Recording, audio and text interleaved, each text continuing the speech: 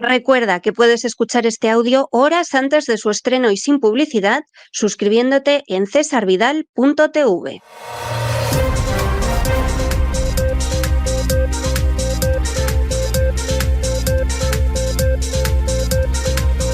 Las noticias del día.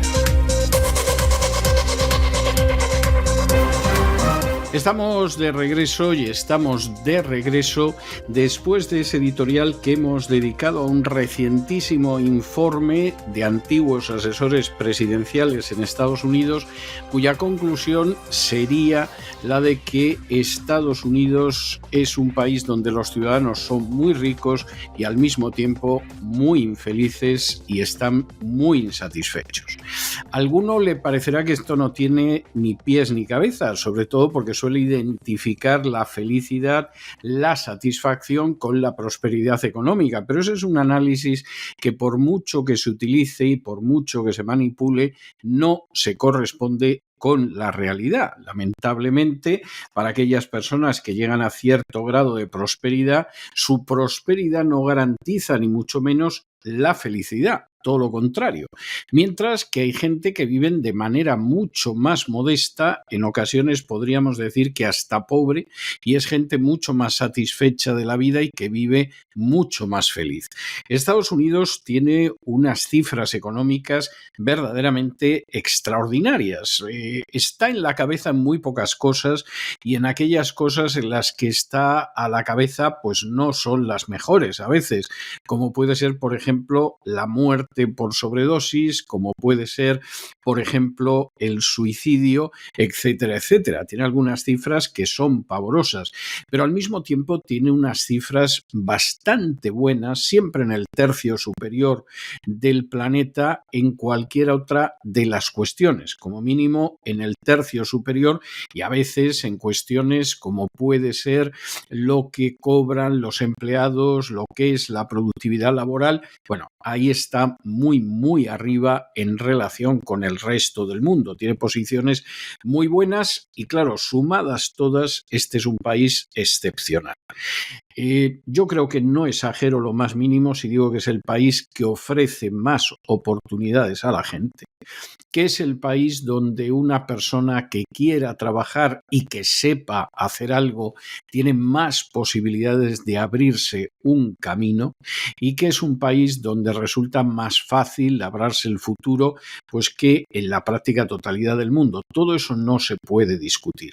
Pero es que la abundancia material no da la felicidad, lo dijo Jesús en su día, y además no ha sido el único que se ha dado cuenta de ello. Hay muchas cosas que contribuyen muchísimo más a la felicidad que esa abundancia material. Y claro, en el caso de los Estados Unidos eso se nota y eso se percibe. Y además en un país donde hay una enorme desconfianza hacia el gobierno, posiblemente uno de los países más desconfiados hacia el gobierno, donde hay una enorme desconfianza hacia la administración de justicia, también una de las más elevadas del mundo, y donde hay una enorme desconfianza hacia los medios de comunicación. De hecho, ya más de la mitad de los ciudadanos americanos, nuestra información la buscamos fuera de lo que son medios convencionales escritos, de radio o de televisión. Es decir, esto es algo que efectivamente no tiene ni la más mínima vuelta de hoja. Es algo que al respecto no da más de sí. Es así de claro. Y es que, en última instancia, la felicidad de una persona, la vida de una persona no depende de la abundancia de cosas que tiene, y cuando se olvida eso, pues los resultados son tan absolutamente sorprendentes, seguramente para muchos, que dirán: ¿cómo se puede no ser feliz? ¿Cómo se puede uno sentir mal teniendo tanta abundancia material? Pues muy sencillo, porque de la abundancia de los bienes materiales no deriva la felicidad. Así de claro.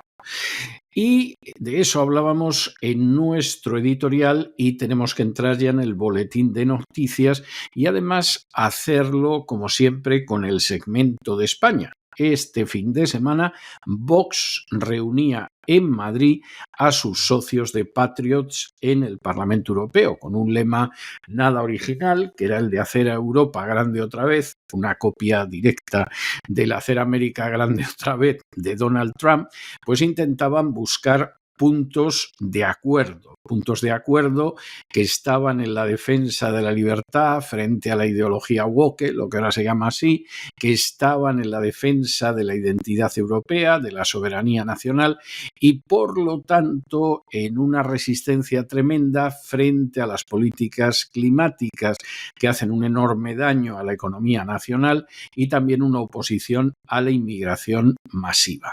Mucho más allá de eso, la verdad es que no podían ir. Y en ese sentido, pues es algo que no debería sorprenderle a nadie, porque se mire lo que se mire, pues hombre, entre Helme de Estonia o Latinopoulou de Grecia o Bosak en Polonia, por un lado, y luego por otro lado Salvini o Marine Le Pen o Orbán o incluso Santiago Abascal, pues la verdad es que las diferencias a veces son enormes. Al final, pues había que buscar algún enemigo común y ensalzar a gente como María Corina Machado de Venezuela o Milei de Argentina. Lo cual es ridículo, y es ridículo por la sencilla razón de que María Corina Machado, bueno, pues se puede presentar como un símbolo de la resistencia frente a Maduro, pero es socialista. Es socialista. Y por el contrario, Milei es un libertario. Y claro, si al final, en vez de tener una visión común, lo único que uno tiene son enemigos comunes, pues no se va muy lejos. En la Segunda Guerra Mundial el enemigo común era el Tercer Reich de Hitler. Y eso unió a una monarquía parlamentaria como Gran Bretaña, a una república presidencialista como Estados Unidos y a un régimen soviético como el de Stalin. Y hombre, para ir a por Hitler, evidentemente fueron muy eficaces, sobre todo las tropas de Stalin. Pero una vez que acabó el enemigo común, pues ¿cuál era el punto de contacto? Pues realmente nulo. Y acabamos entrando en la Guerra Fría. Y aquí lo que sucede, pues es que esta gente tiene puntos de contacto, pero al mismo tiempo no tienen otros puntos comunes. Es decir, pues sí, nos cae mal Maduro, bien, pero eso no es muy definitorio de nada. Maduro tiene enemigos a la izquierda, a la derecha y en el centro. Nos cae bien Milei, eso puede ser algo más definitorio, pero tampoco mucho. Y claro, cuando en un momento determinado haces que entre en Patriots, a pesar de no ser un país europeo, el Likud, que es el partido de Benjamín Netanyahu, en estos momentos, pues hombre, da la sensación de que buenas ideas pueden tener buenas intenciones, pueden amar a sus países, en fin, todo esto más o menos te lo crees, pero en última instancia aquí evidentemente andan muy despistados en política internacional.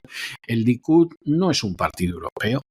Querer meter a Israel pues con calzador en Europa es negarse a una realidad cultural y a una realidad que es de carácter geográfico. Israel es un país de Oriente Medio, punto final. Y ya, si encima quienes son los patriotas son los del Likud, pues fíjense ustedes la historia en la que estamos. Hombre, a Netanyahu le vendrá muy bien porque tiene causas penales pendientes y siempre podrá decir, señor juez, esto es lo que hay, pero no es así. Luego, en cuanto a otras cuestiones, pues hay diferencias, por ejemplo, en el tema de la guerra de Ucrania. Pues Víctor Orbán es partidario de que se acabe ya, Marine Le Pen es partidaria de que se acabe ya, pero Vox aplaudió como si fuera una foca a un sujeto que ya entonces era un dictador liberticida y un canalla corrupto que se llama Zelensky. O sea, ahí no hay punto de acuerdo, no sabemos por dónde puede venir el punto de acuerdo. Y ya si descendemos a otras cuestiones más particulares, hombre, Salvini es un personaje que la política italiana que quiere desarrollar, sobre todo en cuanto al tema de la inmigración, es bastante sensata, pero Salvini es un partidario de la independencia de Cataluña y de las Vascongadas de toda la vida. Entonces, nos imaginamos que Abascal no lo sabe, o cuando le da un abrazo, en fin, le da un escalofrío, porque la posición de Salvini no puede ser más clara, o está dispuesto a tragar carros y carretas para que parezca que anda por ahí. Esa es la realidad. Y de nuevo, pues esto en clave española, la sensación que te acaba quedando es esa sensación de que en última instancia hay que agradecer a Vox que determinados problemas los ha puesto sobre el tapete, problemas internos, pero que en términos de política internacional, vamos, parece que tienen a sus enemigos diseñándosela. O sea, es algo verdaderamente tremendo y no sorprende que el partido esté pasando una crisis interna, porque la visión en política internacional, y esto ni de lejos es lo peor, esto casi es presentable, la visión en política internacional es verdaderamente penosa, pero penosa. En fin, examinamos estas y otras cuestiones con la ayuda absolutamente indispensable de María Durán. María, muy buenas noches. Muy buenas, César. Es lunes otra vez, por fin todo el fin de semana deseando estar otra vez con nuestros oyentes. Y ya es 11 de febrero, casi hemos pasado la mitad del mes. Bueno, les contamos que este fin de semana, bajo el lema Hacer Europa grande otra vez, el partido Patriotas por Europa, Patriots, ha celebrado el sábado su cumbre en Madrid, en la que han coincidido varios líderes políticos europeos muy destacados. En el acto han participado, por orden de intervención, Martin Helme de Estonia, Afroditi Latinopoulou de Grecia, Peter Macinka de República Checa, Krzysztof Bosak de Polonia, Geert Wilders de Países Bajos, Matteo Salvini de Italia, Marine Le Pen, ya saben, líder de la oposición francesa, Viktor Orbán, presidente húngaro, y Santiago Abascal, por parte de Vox en España, y que además es el presidente de este tercer partido en la Eurocámara, de Patriots.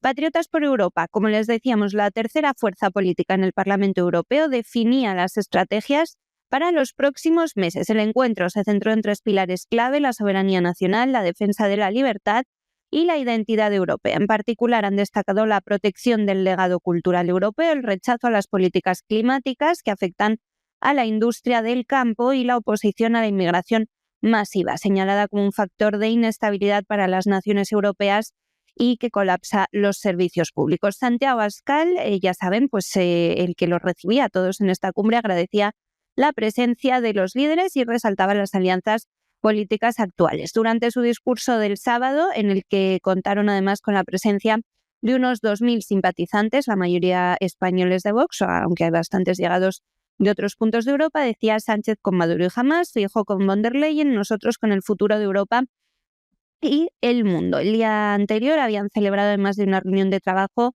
una merienda cena. Luego cada uno pudo hacer un poco de vida de turismo por Madrid. Viktor Orbán, en concreto, estuvo en el mercado de San Miguel, uno de los más conocidos de la capital, en el que fue abordado por muchísimos madrileños. Ya el sábado, Orbán criticaba la política migratoria de Bruselas. Estuvo muy duro, decía: han abierto las puertas a la invasión, nosotros apoyamos a las familias húngaras, y además elogiaba a Santiago Abascal, calificándolo como un líder magnífico y el torero más valiente de la política, decía.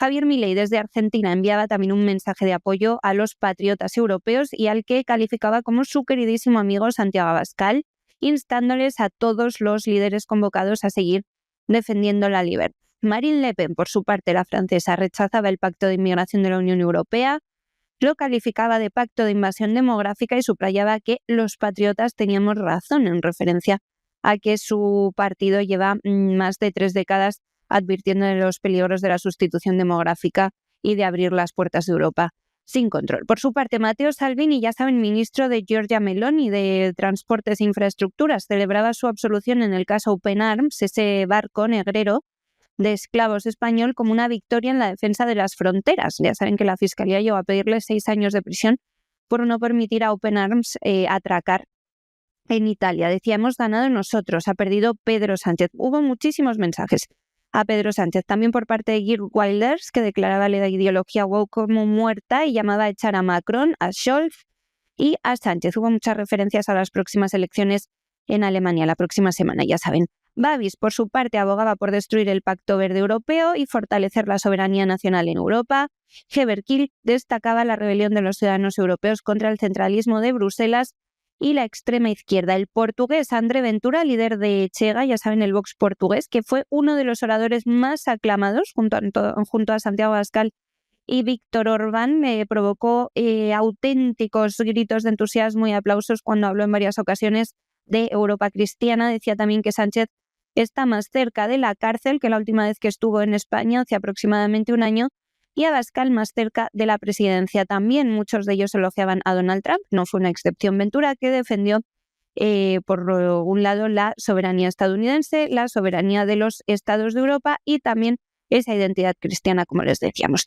Intervino para abrir el acto María Corina Machado desde Venezuela en un mensaje grabado de apoyo a Patriots, subrayando la creciente importancia de la libertad, la seguridad y la prosperidad, decía. Y el evento culminaba con un mensaje de unidad de los principales líderes del movimiento. El futuro es de los patriotas fue de las frases más repetidas. Somos la alternativa a la coalición de populares y socialistas, decían Orbán, Le Pen, Wilders. Santiago Abascal, obviamente, como anfitrión, fue el encargado de cerrar la cumbre, reafirmó su compromiso con la soberanía y la libertad de los europeos. Decía, literalmente, la grandeza de Europa radica en la grandeza de sus naciones, la libertad debe regresar y juntos lo lograremos, solo hay signos de esperanza. Nuestro deber es no rendirnos jamás, seremos protagonistas de una victoria histórica. Hasta aquí un poco la crónica general. Yo que estuve allí cubriéndolo para Hércules, pues les puedo contar que el acto fue muy multitudinario, esto es real, que estuvo muy bien organizado, que sorprenden en persona tanto Víctor Orbán como André Ventura, los que yo nunca había visto en vivo y en directo. Tienen muy buen discurso ambos, ya les digo que levantaron auténticas pasiones y en general la cumbre suscitó muchísima expectación, no solamente de medios españoles que estaban allí, por supuesto, muchos acreditados. Los titulares el domingo ya se pueden imaginar cómo fueron ante lo que realmente es un éxito internacional de Vox, no se puede considerar de otra manera, pero sobre todo había muchísima prensa europea, especialmente periodistas franceses e italianos, eran muy, muy numerosos. Había cientos de periodistas acreditados siguiendo en directo esa reunión, haciendo sus crónicas desde aquí, desde Madrid. Así que, bueno, pues de alguna manera Madrid se ponía este fin de semana en el centro del mapa de la política europea. Veremos, eso sí, en qué quedan estas alianzas, porque, bueno, es cierto que algunos de los partidos de Patriots sí que están en los gobiernos de sus respectivos países, otros no, son uno de los partidos importantes a nivel europeo. Falta por ver qué sucede en Alemania, porque aunque la AfD, Alternativa por Alemania, no está de momento en el grupo de Patriots, pues bueno, los rumores señalan a que este grupo estaría trabajando para unir fuerzas tanto con AfD como con el ERC, antiguo grupo de Vox. Así que veremos en qué queda la cosa con este nuevo panorama mundial que se vislumbra, que les vamos a contar también al final de este informativo con los últimos movimientos de Estados Unidos y de Irán. Bueno, y seguimos con esta historia interminable que es la de los negocios hechos al amparo del poder, no pocas veces de la manera menos aceptable que se pueda pensar. Y es que el hijo de Ábalos, el que fue mano derecha de Pedro Sánchez, se dedicó a hacer negocios en Hispanoamérica mientras ocupaba cargos en la Federación Iberoamericana de Jóvenes Empresarios, que por cierto está vinculada a la patronal COE. Esto más tarde o más temprano tenía que aparecer. Claro, en un momento determinado el Tribunal Supremo le pide a la Guardia Civil un informe sobre su patrimonio y el de su padre, y aquí empiezan a aparecer estas cosas. Y claro, las cosas que aparecen pues no tiene desperdicios. Esta es la realidad. Y claro, es que en última instancia el consulting y el corrupting y el chanchulling y todo este tipo de cosas pues son muy comunes entre ciertos políticos, se hacen de una manera que se paga favores y se pagan influencias, pero en última instancia no dejan de ser profundamente inmorales. Y aquí parece que efectivamente, pues bueno, la gente ya estaba colocando a los familiares por lo que pudiera acontecer.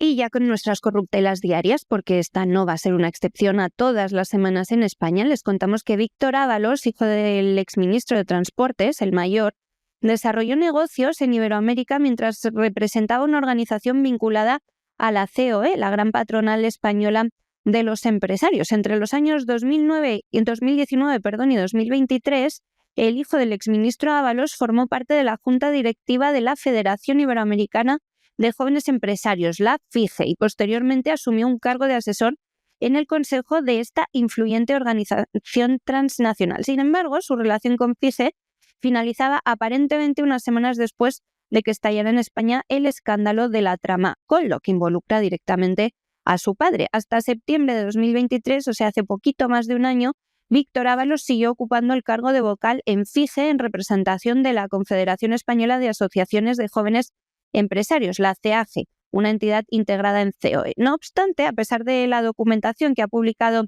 hoy The Objective, la CEAGE ha tomado distancia de su figura. La semana pasada, el juez del Tribunal Supremo, Leopoldo Puente, solicitó a la Guardia Civil un informe sobre el patrimonio tanto de Víctor Ábalos como de su padre, José Luis Ábalos.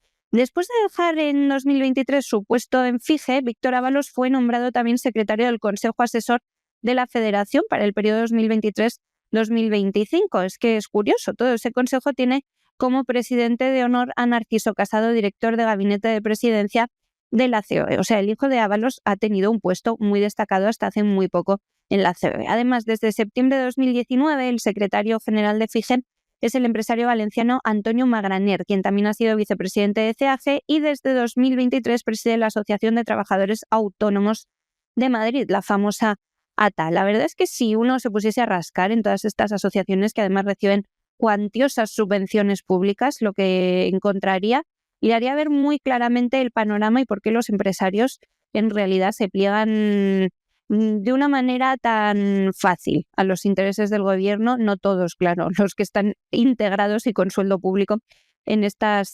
organizaciones. La actividad de Víctor Ábalos en Latinoamérica ha sido documentada en varios medios de comunicación. FIGE difundía además su labor empresarial y de quién constaba su equipo, así como los eventos en los que participaba Ábalos hijo. Durante más de 4 años, su presencia en Iberoamérica ha sido muy significativa, especialmente en Colombia, país donde ha centrado buena parte de sus negocios, que ahora están, pues obviamente, bajo escrutinio tanto público como judicial. Junto a altos representantes de COE y CEAGE, fue una de las caras más visibles del emprendimiento español en el continente americano. Su último nombramiento en FIGE fue respaldado además por su colaboración con la organización en los periodos 2019 a 2021 y 2021 a 2023. FIGE incluso destacaba en un comunicado: su experiencia será clave para el éxito continuo de la federación, decían al anunciar su designación.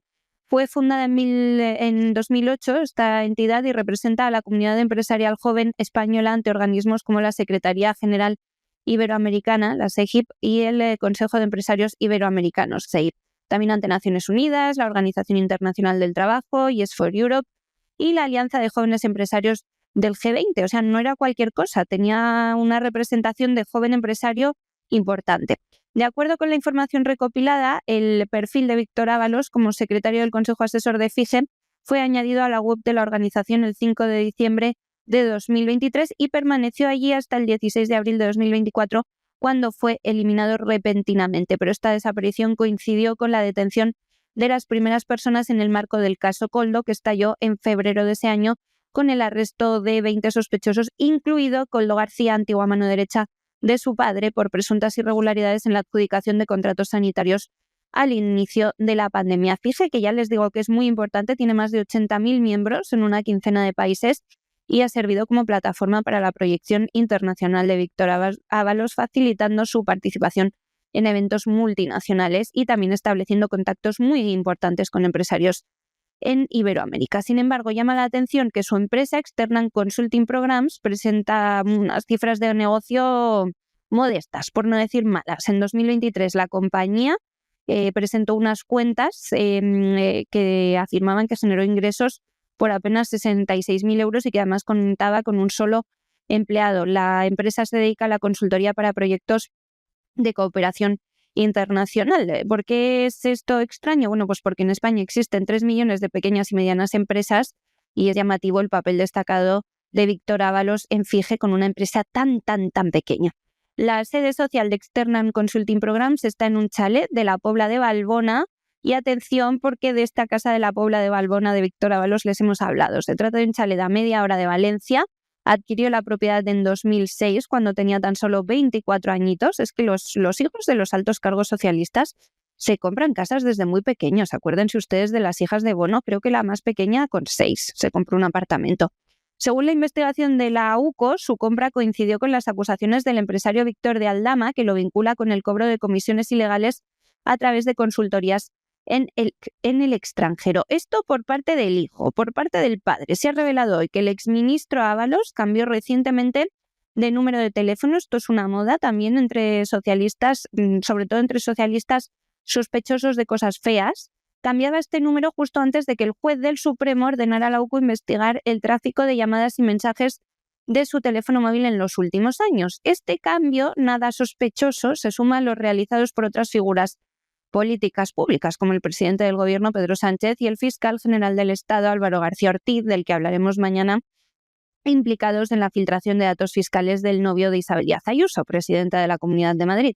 Según publica hoy El Debate, Ábalos cambió su número hace poco más de 2 semanas. Sí, así, ante los ojos de todos, pensando que nadie le iba a pillar. Su anterior línea terminaba en 04, fue la que utilizó desde que llegó Sánchez a la Moncloa en 2018, durante toda su etapa al frente del Ministerio de Transportes y hasta enero de 2025. Con este teléfono es con el que presuntamente se comunicaba con Víctor de Aldama y con su asesor Koldo García. Tanto su antiguo número como el nuevo, que finaliza en 11, tienen activada la función de borrado automático en WhatsApp. El juez del Supremo, ya saben, que solicitó a la UCO un informe detallado sobre el tráfico de llamadas de Ábalos con el objetivo de determinar si mantuvo contacto telefónico con de Aldama. También busca esclarecer si en sus registros aparecen referencias a Víctor Manuel Ábalos Aguado, es decir, su hijo Víctor Ábalos, a Ángel Víctor Torres, ministro de Política Territorial, que era presidente de Canarias cuando tuvo lugar la trama de las mascarillas del caso Koldo,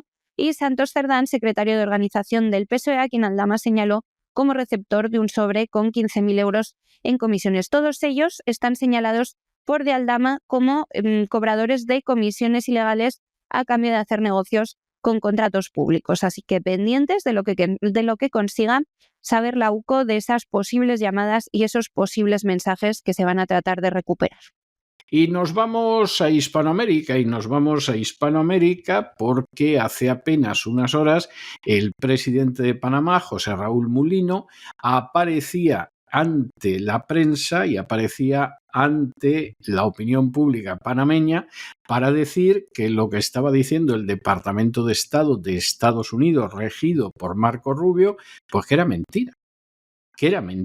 Ahí había aparecido en su momento el Departamento de Estado de Rubio diciendo que no se iba a renovar un pacto comercial con China, que iba a mejorar la prioridad de tránsito para la Marina estadounidense y ya intentando colocarse la medalla máxima que no iban a pagar los buques americanos. Y claro, aquí inmediatamente salió la autoridad del Canal de Panamá diciendo que los peajes que hay que pagar por pasar el canal se aplican a todos sin distinción de bandera, nada de que los chinos los controlan o los elevan para hacer daño a los americanos, que esto era mentira, que todo lo que se hace de acuerdo con lo estipulado en el Tratado de 1977 y que desde luego, eso de que los buques americanos iban a pasar gratis, desde luego ni soñar. Dejaban la puerta abierta a poder negociar qué se hacía con los buques de guerra, pero desde luego lo que decía Marco Rubio no era verdad. Y lo tremendo de la comparecencia del presidente Mulino, que yo vi en directo realmente estupefacto, esta es la realidad, es que claro, Mulino daba cifras para decir, pero vamos a ver, si la mayor parte de los barcos que pasan son de Estados Unidos, si el coste que tiene es un coste muy modesto que Estados Unidos se puede permitir, y es la verdad, ¿a qué viene toda esta historia? Si es nuestro primer socio comercial, si somos sus aliados, más comprensivos y abiertos no podemos ser. ¿A qué viene toda esta historia? Bueno, pues a día de hoy hay que llegar a la conclusión de que el secretario de Estado, Marco Rubio, ha mentido Esa es la auténtica realidad y no terminamos de saber para qué, porque en última instancia la verdad es que es algo que no tiene ningún sentido. Tendría mucho menos sentido que mintiera el presidente de Panamá, también hay que decirlo. Podríamos decir que la desinformación por parte de la administración de Donald Trump en los últimos días ha deteriorado las relaciones con Panamá tras la aparentemente exitosa visita de Marco Rubio, secretario de Estado, ministro de Exteriores, la pasada semana al país. El presidente José Raúl Mulino, quien hasta ahora había mantenido un tono muy conciliador, reaccionaba finalmente este fin de semana para desmentir rotundamente un comunicado emitido el pasado miércoles por el Departamento de Estados Unidos en el que se aseguraba que sus buques militares cruzarían gratuitamente el canal de Panamá. Esto parece ser que es que no puedes, que es ilegal, simplemente. Están difundiendo información importante basada en una falsedad y eso es simple y llanamente inaceptable, declaraba Mulino ante la prensa de su país. Hasta la mañana del jueves, el mandatario panameño evitó confrontaciones directas con Donald Trump, que sí que había estado más bronco con Panamá. Sin embargo, la noche anterior, el gobierno de Estados Unidos divulgaba como un hecho oficial algo que Panamá no solo desmiente, sino que califica de inconstitucional incluso. En su anuncio, la administración Trump afirmaba que los buques de guerra estadounidenses iban a comenzar a transitar sin cargos por el canal de Panamá, lo que representaría, decía, un ahorro de millones de dólares al año para su país. La autoridad del canal de Panamá, la llamada CPEM, el organismo autónomo encargado de establecer las tarifas, también negaba la veracidad de la información antes de que Mulino reiterara que la medida no sería implementada. Ya el jueves por la tarde, durante una conferencia de prensa en Santo Domingo, la última parada en la gira por Centroamérica y el Caribe del secretario de Estado de Estados Unidos, Marco Rubio, calificó de absurdo que los buques militares estadounidenses deban pagar por cruzar el canal. Decía que según el tratado, Estados Unidos tiene la obligación de proteger la vía en tiempos de conflicto. No obstante, reconocía la necesidad de respetar los procesos legales de Panamá. Bueno, pues intentar pasar sin pagar no es respetar los procesos legales de Panamá.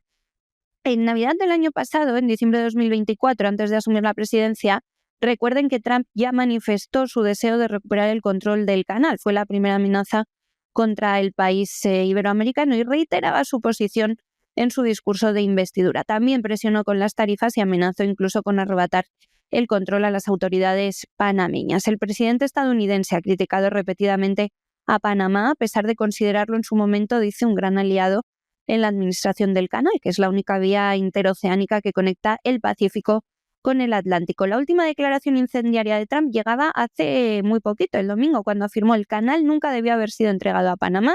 La afirmación surgía tras una reunión entre su secretario de Estado, Marco Rubio, y el presidente panameño, que ya les contamos la semana pasada, en la que parecía que Panamá había cedido en todo. Desde luego dijo que finalizaba el acuerdo de ruta de la seda con China y que incluso podía eliminar el memorando de buen entendimiento que tienen con el país asiático, pero parece ser que esto no es tal y como lo contó Marco Rubio, al menos no tan exagerado. Panamá sí es cordial, sí quiere llegar a acuerdos con Estados Unidos, pero desde luego no quiere romper relaciones con China ni ha afirmado en ningún momento que vaya a dejar de cobrar a Estados Unidos. Horas antes de esta última declaración de Trump, Mulino había revelado de manera prematura su disposición a ceder en varios aspectos de soberanía ante Estados Unidos. Por ejemplo, les ha ofrecido controlar pasos fronterizos por los que llegan inmigrantes de toda Latinoamérica a Estados Unidos, aunque Mulino no había incluido para nada el canal entre los puntos a negociar. Entre las concesiones que sí figuraban estaban, por ejemplo, el congelamiento de las relaciones con China,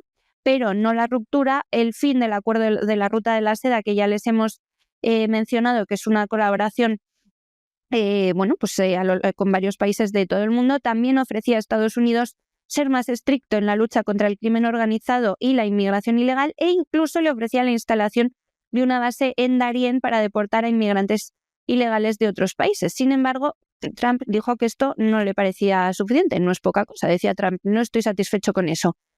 También se puso aún más contundente, decía, en relación a Mulino, o encontramos una solución o tendremos que recuperarlo, aludiendo al canal. La conversación que van a mantener está programada para este viernes a las 15:30 hora de Panamá, cuando Mulino y Trump van a hablar por teléfono, según el mandatario panameño ha confirmado en sus redes sociales. Esta técnica de amenaza ya la ha usado Trump con México y Canadá. Ya saben, les amenazó la semana pasada con imponerles aranceles, una medida que luego quedó temporalmente suspendida hace hoy justo una semana, a cambio de concesiones comerciales y ahora está presionando a Panamá para recuperar la soberanía del canal, además de mostrar interés en 2 puertos cercanos y en no pagar el peaje para su tránsito. Según Trump, el costo de utilizar el canal es exorbitante. Mulino ya lo ha desmentido, ha dicho que los peajes pagados por Estados Unidos no superan los $10 millones al año. Es poco, decía, no es un monto que esté afectando a la economía de Estados Unidos. Pues no, tiene toda la razón Mulino, 10 millones de euros a Estados Unidos no le suponen nada. Para los consumidores estadounidenses, de hecho, el coste del peaje del canal apenas impacta en los precios de los productos que compran. La tarifa representa un incremento de entre 0,5 y 10 centavos en artículos como zapatillas o teléfonos móviles, que son los que más circulan por el canal de Panamá. El lío en torno a las tarifas comenzó el lunes, ya les contamos, un día después de la reunión entre Rubio y Mulino, porque Bloomberg, de aquí viene lo que Mulino considera bulo, publicó que Panamá había garantizado el tránsito gratuito a los buques militares de Estados Unidos. Fue la administración, evidentemente, quien lo había filtrado. No fue hasta el jueves cuando el Departamento de Estado oficializó la información en ese comunicado que la autoridad del canal desmiente rotundamente. Bueno, y hubo elecciones en Ecuador y vamos a una segunda vuelta electoral que tendrá lugar, Dios mediante, el 13 de abril, tras un empate técnico en la primera vuelta. Noboa ha conseguido un poco más del 44%, González ha conseguido algo más del 43%, pero ninguno de los dos consiguió superar el 50% necesario para ganar en primera vuelta. Todo esto con una participación nada pequeña, ¿eh? La participación ha rozado el 84%, que no está nada mal, ¿eh? Nada mal. Y, por supuesto, pues mientras Noboa dice que a fin de cuentas, como saco algo más, va a ganar, bueno, González está entusiasmado y diciendo que al paso que esto va creciendo le va a dar el tantarantán a Noboa, pero en el mes de abril y sin mayor problema. Esta es la historia que hay. En la nueva Asamblea Nacional, bueno, pues en la nueva Asamblea Nacional la verdad es que la presencia de partidarios de Correa no es pequeña. O sea, realmente no es pequeña. Y entonces vamos a ver cómo va a terminar esta historia, porque, bueno, gane quien gane las elecciones, verdaderamente no va a terminar de tenerlo fácil, ni muchísimo menos. Esa es la realidad. Es una Asamblea Nacional que tendrá sus 150 diputados y que en cualquier caso hasta ahora la ha dominado la gente de Correa, pero el peso de la gente de Correa no es ni mucho menos pequeño. El presidente de Ecuador, Daniel Noboa, y la candidata del Movimiento Revolución Ciudadana, o sea, los correístas, Luisa González, se van a enfrentar en una segunda vuelta electoral el próximo 13 de abril, después de que en la jornada de votación de este domingo registraran un virtual empate técnico con el 92% del escrutinio realizado, que sigue en marcha. Este es el dato de esta tarde. Anoche, cuando nos dormimos, el escrutinio estaba un poquito por debajo del 90%, o sea que es una cosa que va un poco lenta. Noboa sigue liderando a estas alturas ese recuento con un estrecho margen de apenas medio punto porcentual sobre la correísta González. Acumula el 44,33% de los votos, mientras que su contrincante obtuvo el domingo hasta el momento 43,85%, según los datos oficiales del Consejo Nacional Electoral, el CNE. Diana Tamain, presidenta del CNE, declaraba también en rueda de prensa que de mantenerse esta tendencia, los ecuatorianos deberán acudir nuevamente a las urnas en segunda vuelta en abril, ya que para ganar en primera vuelta en el país es necesario obtener más del 50% de los sufragios, una cosa que parece que no va a ocurrir con ninguno de los dos principales candidatos. La participación en estos comicios ha sido muy alta, ha alcanzado el 83,38%. Hasta ahora Noboa no ha emitido declaraciones sobre los resultados preliminares en los que todo indica que va vencedor, mientras que González, acompañada de su candidato a la vicepresidencia, Diego Borja, ha celebrado el resultado de su partido, a la vez que destacaba que han logrado la mayor votación, decía, de la Revolución Ciudadana de la última década. González también afirmaba que este resultado representa un triunfo del pueblo ecuatoriano y aseguraba que aunque actualmente haya un empate técnico, su tendencia es al alza, mientras que la de Noboa irá en descenso, dado que aún faltan, según ella, por contarse votos de bastiones correístas. Además, hacía un llamamiento a otras fuerzas políticas para construir un plan de gobierno inclusivo, o sea, es una Irene Montero, aunque en su discurso solo mencionó al líder indígena Leónidas Iza, a quien felicitaba por haber obtenido un apoyo significativo en las urnas. Bueno, no muy significativo, que no ha llegado al 6. Los demás candidatos muy rezagados, muy lejos de los dos principales candidatos, solo 2 superaron el 1% de los votos. Quedaba en tercer lugar el indigenista Leónidas Iza, del que les acabamos de hablar, con un 5,21%, y le seguía otra izquierdista, la activista medioambiental Andrea González, con un 2,7%. Desde luego, sumando los resultados de cara a la segunda vuelta, la cosa no le está pintando bien a Noboa, pero bueno, a ver qué tal se entienden los extrema izquierdistas entre ellos. Iza fue uno de los aspirantes que denunció un posible favoritismo hacia Noboa. Recordemos, criticó el gasto de más de 130 millones de dólares en el proceso electoral, incluso cuestionó que estos comicios fuesen igualitarios. Decía, ¿quién puede competir con esa maquinaria electoral y con recursos del Estado? Decía, Noboa pertenece a una de las familias más ricas de Ecuador, asumía la presidencia en octubre de 2023, tras ganar en unas elecciones anticipadas convocadas tras la salida de Guillermo Lasso en medio de acusaciones de corrupción. Su mandato desde el inicio ya se sabía que estaba limitado a menos de 1 año y medio. Durante estos 16 meses de gobierno, Noboa se ha enfrentado a un escenario muy complejo en materia de seguridad. Ha habido un incremento notable de la violencia atribuida a grupos criminales, como está habiendo en toda Iberoamérica. Es una cosa que está afectando a todo el continente. La crisis alcanzaba su punto más crítico en enero del año pasado, de 2024, cuando el gobierno incluso tuvo que declarar el estado de emergencia porque varios delincuentes armados irrumpieron en una cadena de televisión en plena retransmisión en vivo. Ecuador hasta hace unos años era considerado uno de los países más seguros de la región, pero se está convirtiendo en uno de los más violentos de Sudamérica. Además de esta elección presidencial, los ecuatorianos también votaron el domingo para conformar la nueva Asamblea Nacional, el Parlamento unicameral del país. No tienen Congreso y Senado, sino solo una asamblea que ahora va a contar con 151 asambleístas. En los últimos años, la legislatura ha estado dominada por fuerzas políticas alineadas con el expresidente Rafael Correa, lo fue de 2007 a 2017, lo que sigue dificultando la gobernabilidad y contribuye a la inestabilidad política en el país. Veremos cómo quedan finalmente los resultados de esa primera vuelta, se los contaremos mañana, que ya seguro tendremos los números definitivos y, por supuesto, les emplazamos a escucharnos también el próximo mes de abril, cuando sabremos quién va a gobernar durante los próximos 4 años. Y nos vamos a la información internacional y nos detenemos en Estados Unidos y Rusia, o Rusia y Estados Unidos. Donald Trump ha confirmado una conversación con Putin sobre el fin de la guerra. Desde el año 2022 no se producía una comunicación entre el presidente ruso y el presidente de los Estados Unidos. Y, por supuesto, Donald Trump ha insistido en que si él hubiera sido presidente en 2022 no hubiera habido guerra. Y luego, a continuación, pues nos hemos enterado de que Donald Trump está encantado, con lo cual den ustedes esta guerra ganada por Putin, como por otro lado tampoco podía ser de otra manera. Y eso sí, nos hemos enterado de otra cosa magnífica. Y es que va a negociar un pacto de $500 millones con Ucrania, que es una cantidad, pero verdaderamente irrisoria, pequeñísima, ridícula, para quedarse con sus minerales y su gas y quedarse, entre otras cosas, con las tierras raras. Esta guerra para Ucrania no ha podido ser peor.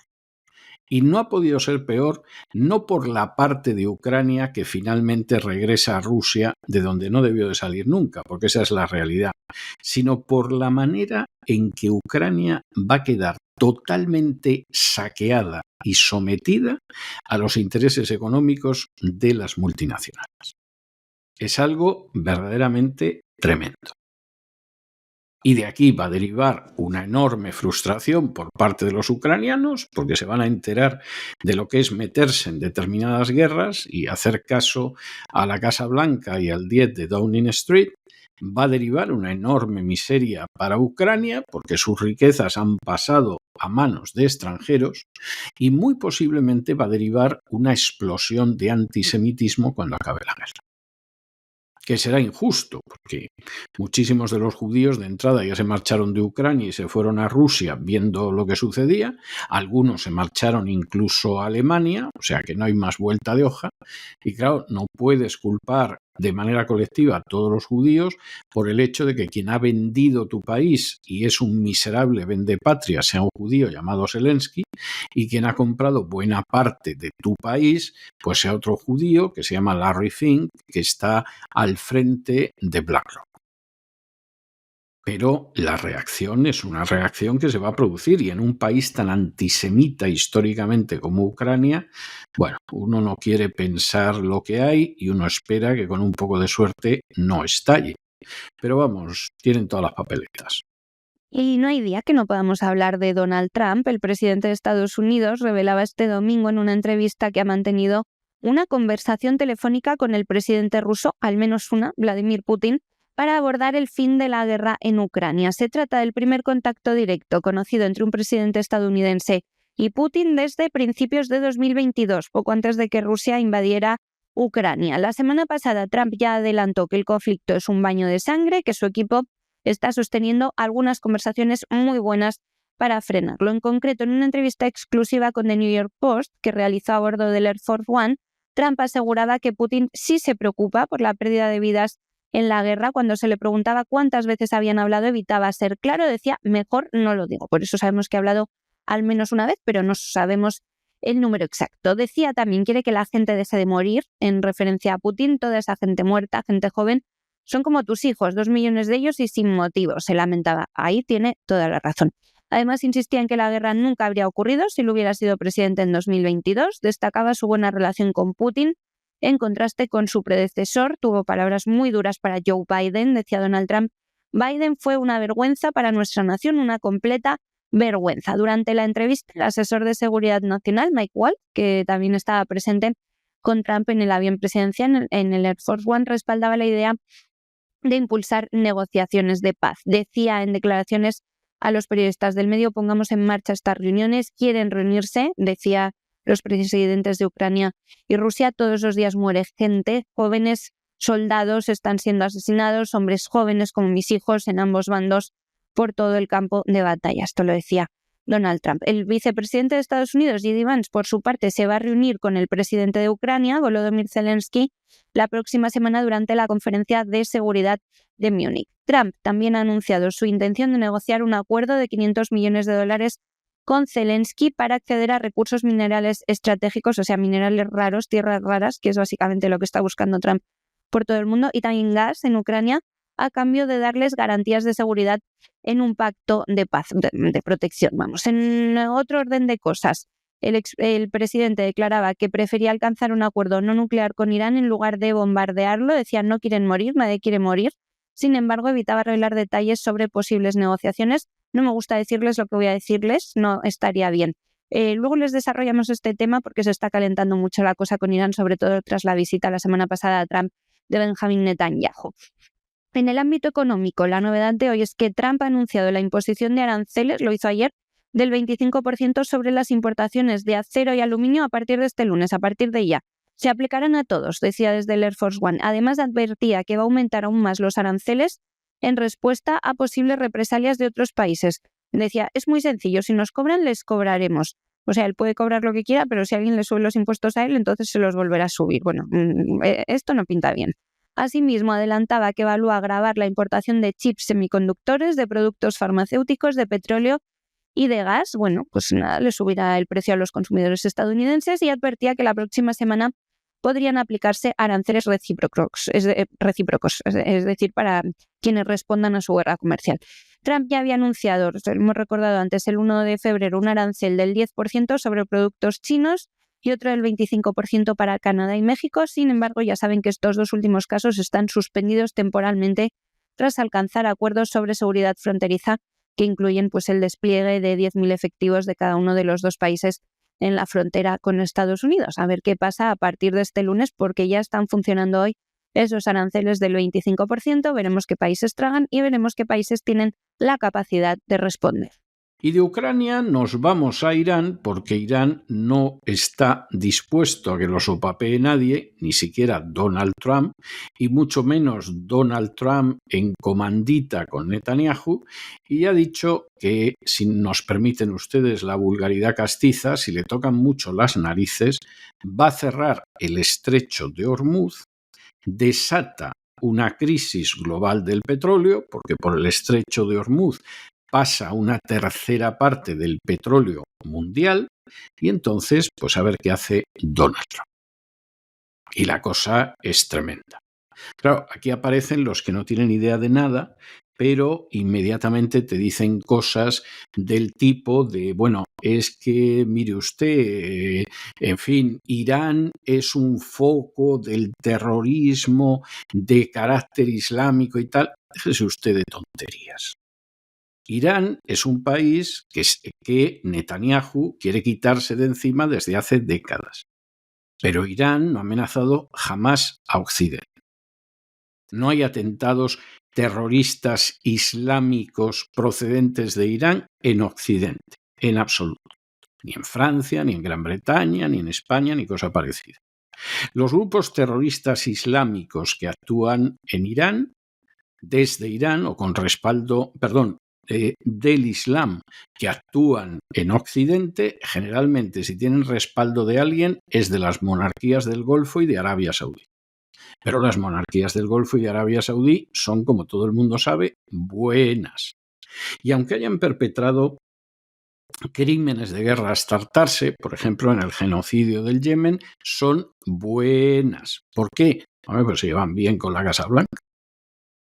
Y entonces atornillamos a Irán sin ninguna razón, porque no hay ninguna razón para atornillar a Irán, salvo que efectivamente Netanyahu sueña con borrarlo del mapa desde hace muchísimo tiempo. Y claro, en medio de esa situación, pues como ustedes comprenderán, el panorama es tremendo, porque si la respuesta de Irán es que cierra el paso en el Golfo de Hormuz, pues nos vamos a encontrar, en el Estrecho de Hormuz, nos vamos a encontrar con una situación verdaderamente de campeonato. Claro, apoyar a ciertos individuos nada recomendables tiene este tipo de consecuencias.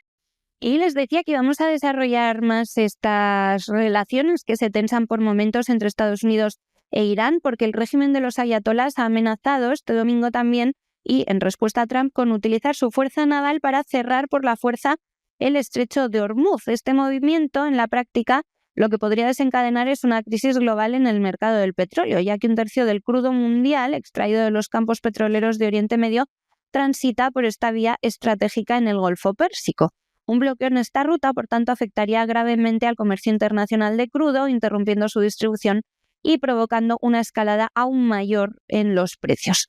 La amenaza iraní surge, como les decíamos, en respuesta al anuncio del presidente de Estados Unidos sobre un endurecimiento de las sanciones económicas contra el régimen de Teherán. Estas medidas buscan presionar al gobierno de Washington, que Irán considera una amenaza y un patrocinador que está en contra de sus intereses. Por su parte, Washington dice que Irán es una amenaza para Israel y que arma a grupos como Hamas, Hezbollah o los hutíes en Yemen, además de a milicias en Irak. Bueno, en esto lleva insistiendo Estados Unidos varios meses. El anuncio de Trump ha coincidido, como decimos también, con la visita del primer ministro israelí Benjamin Netanyahu a la Casa Blanca. Se va a cumplir mañana una semana. Su regreso a Israel, Netanyahu destacaba que los acuerdos discutidos con el presidente estadounidense van a suponer un cambio estratégico para garantizar la seguridad de su país en las próximas décadas. Trump, por su parte, sostiene que el refuerzo de las sanciones es clave para frenar las ambiciones nucleares del régimen iraní, aunque deja abierta la puerta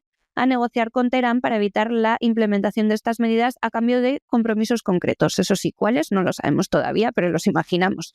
Sin embargo, el gobierno iraní ha rechazado por completo cualquier tipo de negociación. El líder supremo, Ali Khamenei, declaraba hace unas horas que hablar con Washington no es sabio, ni inteligente, ni honorable. Decía, subiendo el tono, fue muy desafiante y elevaba así la tensión con la administración estadounidense. El régimen iraní también ha advertido sobre esa posibilidad de cerrar el estrecho. La amenaza no ha sido lanzada directamente por el gobierno, sino que lo han hecho a través del comandante de la Fuerza Naval Alireza Tanzhiri, una figura clave en la jerarquía militar del país. Tanzhiri afirmaba que si las sanciones impiden a Irán exportar su petróleo, una fuente crucial para sus ingresos, representa el 15% de su PIB, están preparados para bloquear militarmente ese estrecho. Decía, tenemos la capacidad de cerrarlo, pero no lo haremos por ahora mientras sigamos utilizándolo. Hacía estas declaraciones en una entrevista con la televisión estatal iraní IRIB. También añadía que cualquier represalia ante las acciones hostiles de Estados Unidos, como el cierre del estrecho,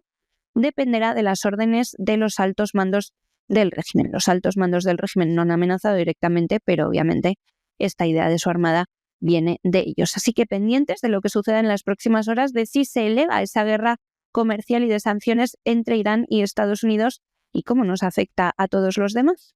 Y hasta aquí hemos llegado nosotros con nuestro boletín de hoy. María, muchas gracias, muy buenas noches y hasta mañana, Dios mediante. Hasta mañana, César, muy buena tarde. Ustedes no se nos vayan porque ya se recorta sobre el horizonte la silueta gallarda de don Lorenzo Ramírez, que camina hacia el avión del Despegamos, no sé qué lleva en la cabeza, y que está a punto de darle ese niquelado que todos los días le da la situación económica mundial. Y luego ya saben ustedes que tendremos nuestro programa doble y sesión continua del programa La Voz, que como todos los lunes se dedica a la cultura hispánica. Se quedará un ratillo con nosotros todavía don Lorenzo Ramírez en el Así fue España, donde seguiremos examinando esa historia de España que no les han contado nunca, y suerte si no se la han ocultado, la han censurado o la han mentido, y estaremos hablando de Fernando I, el primer rey de Castilla. Y después de estar hablando de nuestra historia, de esa historia común de la hispanidad, pasaremos nada más y nada menos que a la lengua, que es el mayor legado que ha dejado España al acervo común del género humano, y ahí quien nos echará una mano será doña Sagrario Fernández Prieto, con sus palabras al aire, enseñándonos a hablar y a escribir de la mejor manera. Pero no se vayan, por lo tanto, que regresamos enseguida.